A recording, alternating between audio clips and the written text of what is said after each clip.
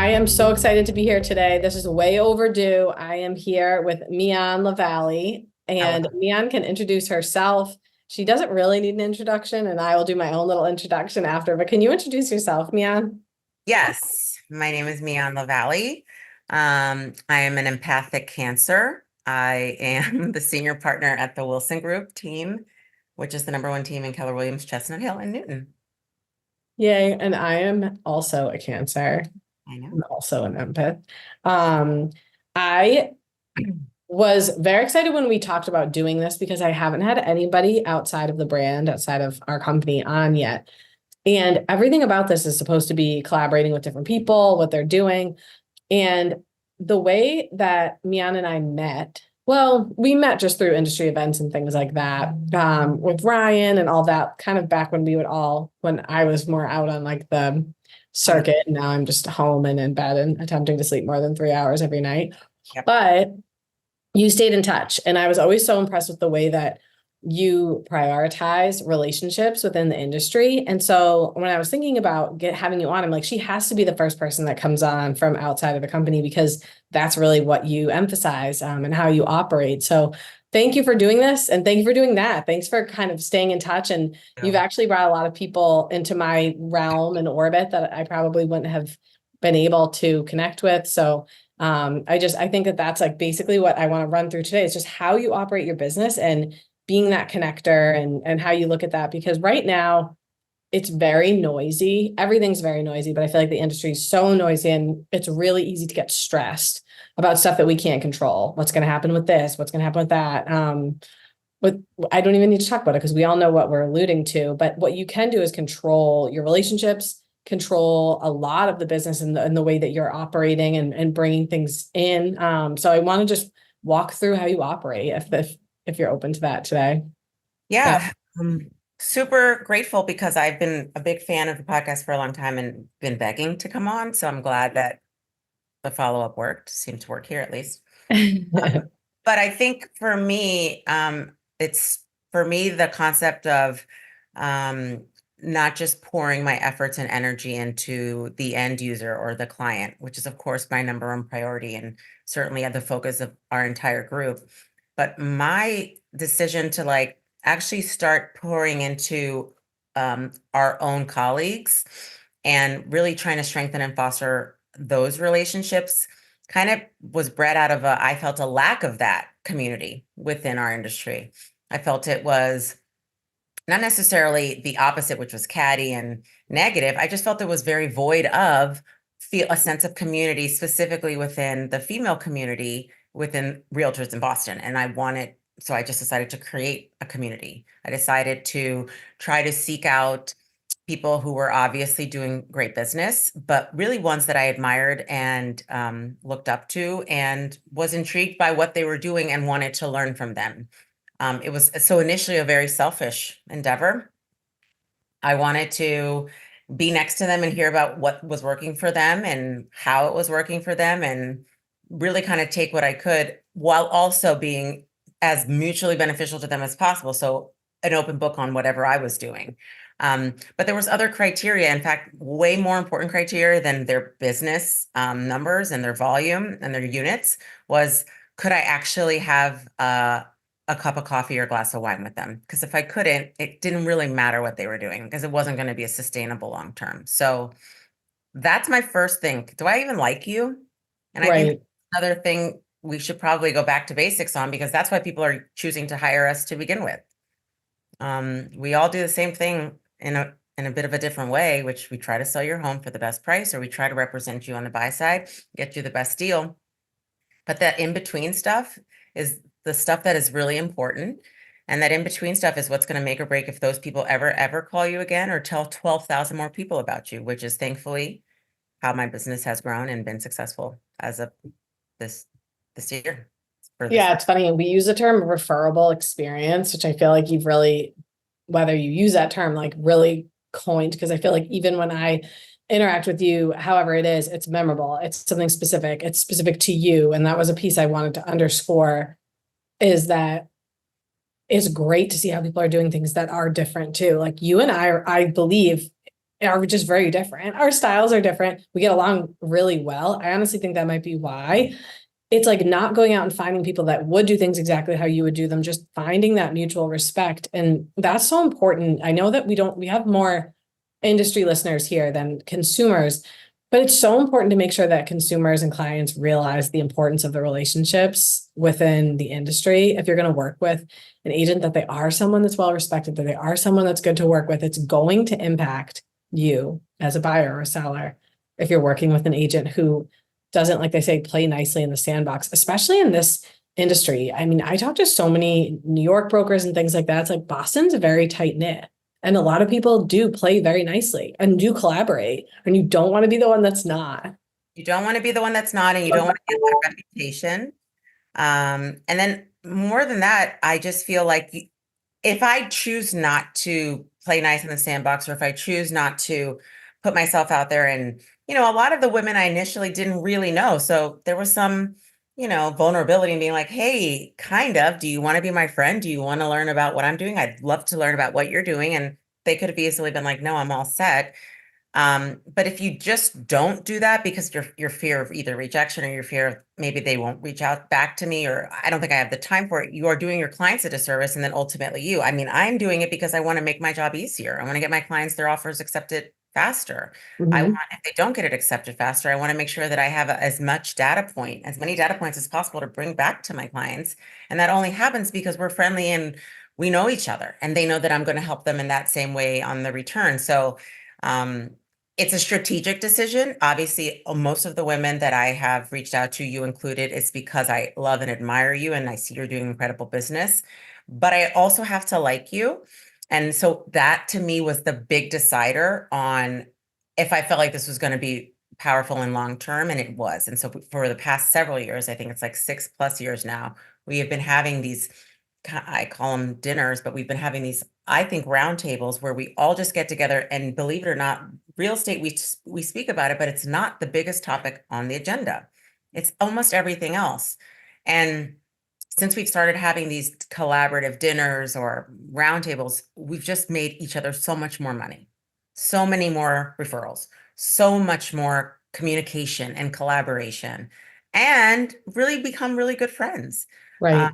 Which is a big plus and bonus. But that's the thing I'm most proud of, that I've maybe potentially gotten around the idea that because you're also successful and maybe you're also near my market or in my market, we have to dislike each other, or I'm not gonna get along with you.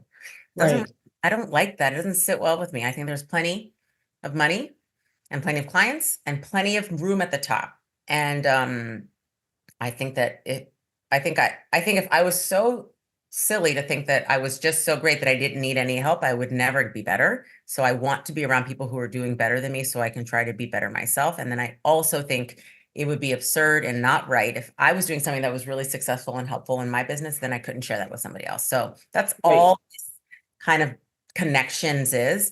And a lot of times we'll have a dinner and nobody has, a match for whatever we're trying to, I have a buyer in Brookline up to 3 million. They don't have anything, but in something that we discussed, it has peaked something else. And then literally 2 months later, someone else is selling something else. So it's just about connecting the right people around the right table, and money consistently always flows every time. I love that. It's coming from a place of abundance too, and not feeling like everything's scarce, like, oh, we can't share. And I think it's just a good way to operate. And it creates a lot more.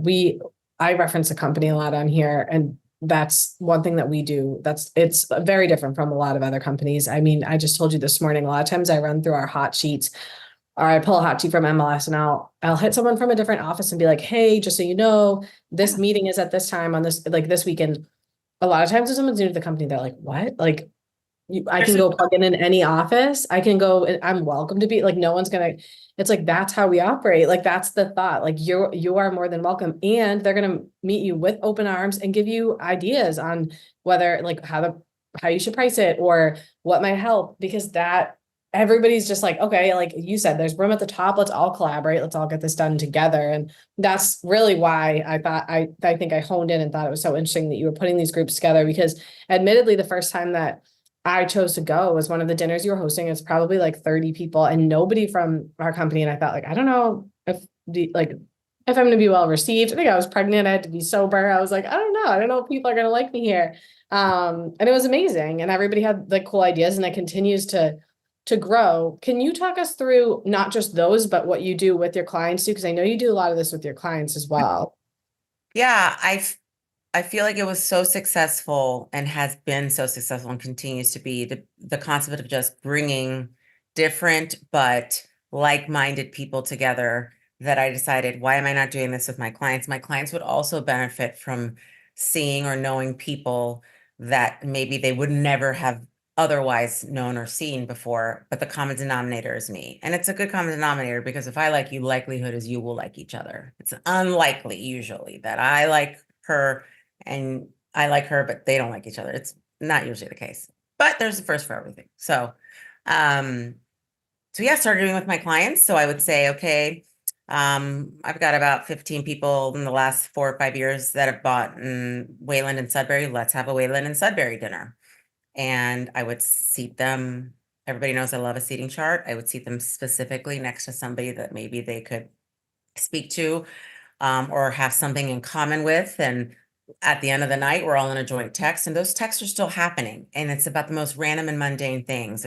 And sometimes it's like, does everybody know, does Wayland have no school tomorrow? It's snowing. Sudbury does, or blah, blah, blah. And like, oh, didn't you say, does anybody want this bicycle? My son used it 3 times. Yeah, I'll take it. That's great.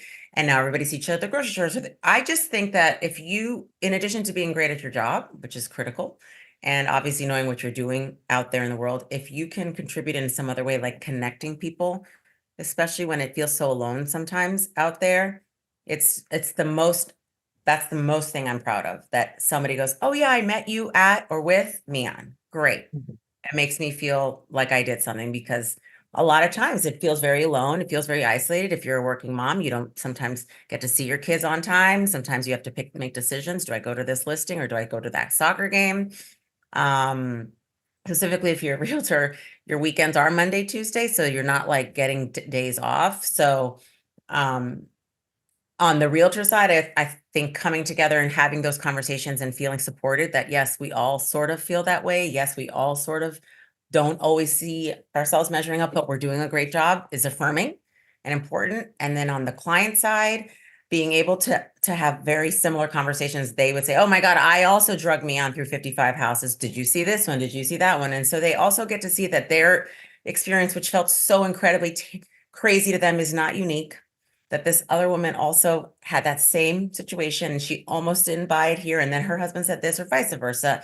There's just some commonality and some comfort, and realizing that you're not alone in anything, from a home buying to raising a kid to selling houses, I think.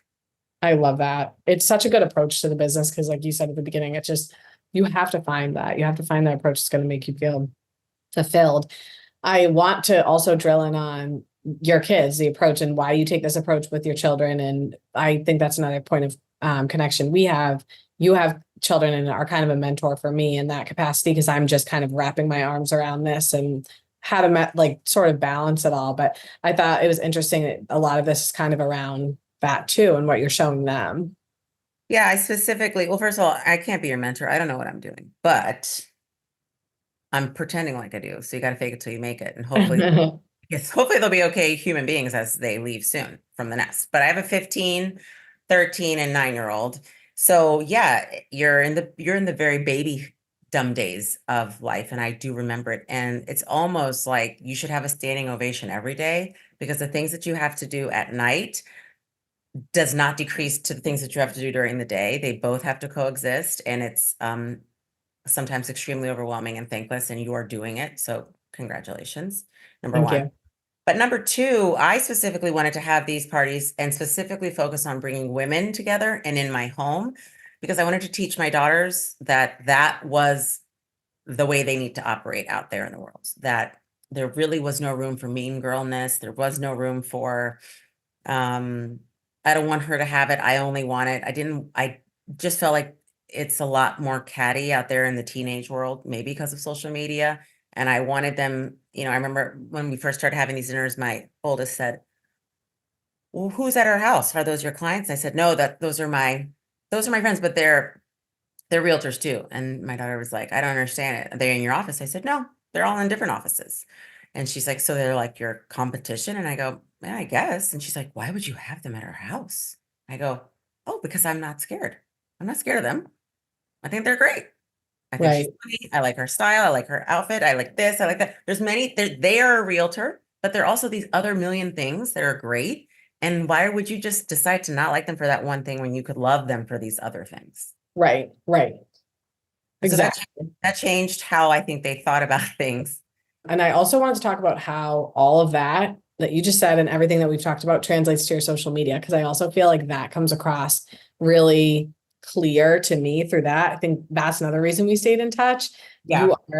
However you do it, it does seem pretty effortless with social media. I almost feel like I, I need to start doing it like you do it because I get so hesitant and it feels like you just are like, hey, this is who I am. This is where I'm at. And it keeps you front of mind because I'm always looking and being like, oh, that's funny. Like if I see something, I click right on it because I want to know what the latest and greatest is with Luca. Yeah. Yeah. I think I had a couple options on how to stay in front of my clients, and a lot of them felt exhausting, if I'm being honest. And certainly we have a very expensive and lovely database that we use constantly to keep in touch with people in CRM, and I'm grateful for it, and it's definitely helped me make sure that I'm strategically touching base with all my clients because I love them all, but I can't get to them all, while also managing my backlog and managing people who are currently on my docket, if I'm being realistic, because like you said, I do a bunch of things, including real estate, but I'm a mom and a chef and all these other things too, right? So I got to do stuff. So in order for me to, I always just try to think of what can I do that hits two birds with one stone. So things were happening in my life with these three kids that were so insane and so crazy. It felt like I was in a movie, whether it was my kid getting his teeth knocked out at school for no reason, or my daughter finally having her first boyfriend, or, my setting my other daughter to sleepaway camp. And I felt like that was so sad. And I just started sharing it more and more with the internet. And for no reason that I just felt like it. I was expecting zero return on it. I had zero ideas on if it would land with people or if they would like it. I didn't even care, to be honest. I posted it or shot it to the internet because I liked it, because I thought it was funny or I thought it was cute or whatever. And it turns out that everyone likes it, or a lot of people liked it.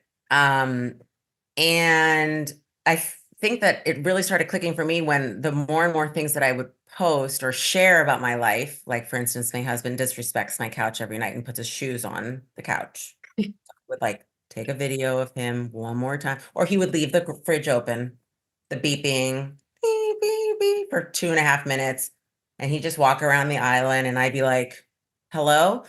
And I would post these things and I would just get inundated with, I hate this. This is what my husband does. I can't believe this. Why are they like this? Blah, blah, blah. And all of a sudden, it was almost like, wow, another way to connect. Someone else that is also living in this lunacy with their families. And it's so exciting to see that you're not alone in whatever you're feeling, the good and the bad. So I actually found that it was starting to take off when I was showing how crappy things were. How, especially in COVID, how we were just so sick of it. We all wanted to get out, and how annoyed we were, and how much, like, I was like, I'm on my emergency weight. I just kept eating. What else am I going to do? I don't know if I'll ever leave this house again, that kind of stuff. And people were just like, yeah, I feel that as well. So I think the first step is you just got to be okay with whatever you put out there may not be for everyone. Not step one. And you can't go in with like that hope that it's just going to land with everyone, because it just won't, right? And step two is you have to be authentic. It can't be all roses. In fact, I'm super turned away when I see everybody's perfectly curated Instagram. That's not Mhm. life, right? And Right. we're already showing our highlight reel. So at least you can throw in some things that are also terrible if that's what your life is. And it doesn't have to be terrible, distraught, but it can be terrible, like, why can't Jeff get his feet off the couch, right? Or close the fridge in 30 seconds or whatever time. So I think once you are authentic and show your family more and your life more, people begin to realize you're just not a person who sold them a house. You're just a person. And Right. they want to know about you and they want to see you. So when you go to Disney, when I went to Disney, it was all on the internet. I wanted everyone to know how hopped up on sugar these kids were by 10 a.m. I wanted everyone to know that the Bibbidi Bobbidi Boo Boutique, they had a helmet of hairspray in their hair for 2 days. We couldn't get it out. FYI, if you're going to go on the last day. I mean, listen, we're all in this together. So the more you know, literally like that, what is that? The more you know, and it's like a beautiful rainbow with like a star. You know what I'm talking about? You might be too young.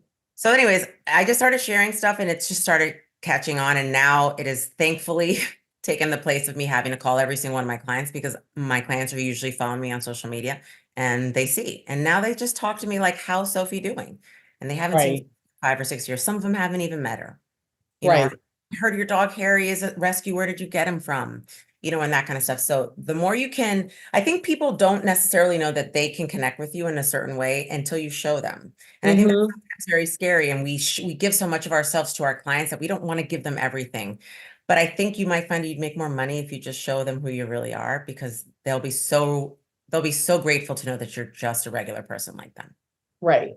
And if they're not, I always try to remember that they're not people that are going to get on and like have a problem with what you're doing. They're going to have a problem with what you're doing anyways. You Yeah. probably going to be their cup of tea anyway. So it's like, it is less exhausting and it is a form of connection. I joke, and I highly doubt that they would listen to this, but we moved like a year and a half ago and to a brand new town. We didn't know anybody. I was like unexpectedly pregnant right away when we moved, and I had a 1 year old, and I was just like, not a great time to like meet new people and like socialize and everything. And our across the street neighbors were like really sweet, invited us over. Like, I don't even know, one of the first weekends, and we went over and I like didn't know what to make of it. And they like pushed away their kitchen table and just like blew up a bouncy house in the middle of their kitchen because it was a rainy day. And they were like, what the hell? They had 3 kids under the age of 4, and like it's just absolute anarchy. And it was like, I joked with them, I saw them yesterday. It's just been like the biggest breath of fresh air, is my point. Like when you meet people that are just like, look, they have their shit together. They do incredibly well. She just got back from a trip to South Africa, and like they're really interesting people, but they don't like put this like facade on that just like exhausts you and makes you feel not connected to people. So it's nice for me because they're right across the street and they're friendly. But at the same time, if you're working with someone in some capacity in a service industry, that is so much better when you're just like, oh, okay, we can just like talk normal. Because we go to these meetings and we go to these interactions with people, like whether it's a financial planner or whatever it might be, just like being like very buttoned up. And like, it's such a relief when someone just makes a comment that you're like, oh, okay, cool, we can connect. Like we can all just like take it down a notch. So I think that that's really conveyed well through your social. And I think people could do the opposite, to your point. If you're putting out like just all perfect, like it's annoying kind of to people. They're like, great. Like it's just, And it smells like fake. And if yeah. it smells fake, then why would I want to be your friend or even definitely give you business? Right? I Like, always, yes. This is the weirdest thing when I've said this because I've heard it a million times. I don't know if you've ever heard this, but if you hear someone talking on the phone or in another language, so if you hear someone talking the language that you don't speak, or if you hear someone talking on the phone and you can't hear the other person, it's more distracting than hearing like a conversation like right now, because your brain is trying to connect, like, what am I missing? right. Like subconsciously, like, why can't I understand that language? What are they saying? You're just like you don't even realize you're doing it. Same Yeah. thing with a phone conversation. You're trying to like almost pick up what's on the other. You don't even know you're doing it. That's how I feel when things are fake online. My mind is like distracted and annoyed by the fact that I'm like, what's really going on here? Right.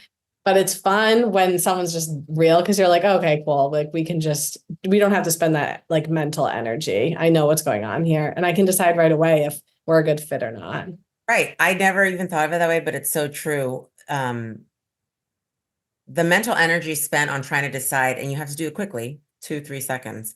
If that person across the screen, across the phone, across the table is somebody that you even want to give more than 2 minutes of your time, is so exhausting. We have to make these decisions 45,000 times a day.